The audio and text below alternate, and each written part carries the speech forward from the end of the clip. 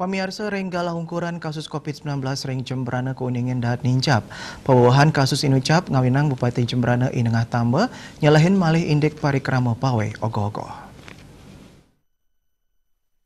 Dane mausang putusan indik pawai ogo-ogo pacang keambil ring pengawit bulan Februari. Ketarkayang parikrama puniki nenten sida kemargiang sangkanin kasus COVID-19 saya nincap ring tanggal 10 Februari sani jagirau putusan inucap pacang keambil kauningan sani mangkin kasus saya nincap akehan rau saking UTG utawi orang tanpa gejala. Pasien sani kerawat antuk gejala wenten makatah 6%, nanging kanan puniki patut kewaspadain. Satgas taler mautsae antuk megat pengelola virus melarapan nyaga yang gena isoter, maka sami jajaran Satgas sampun cumpu, ngawit ring wuku sani jagirau saya nincapang makata pamargi, antuk nambakin pengelalas kadirasia masker, penyemprotan disinfektan, tur ngayain pasien sani terkonfirmasi COVID-19. Lianan punika pemekas klaster sekolah, manut dane pacang ketampenin anut ring wilangan sani kejantenang terkonfirmasi COVID-19.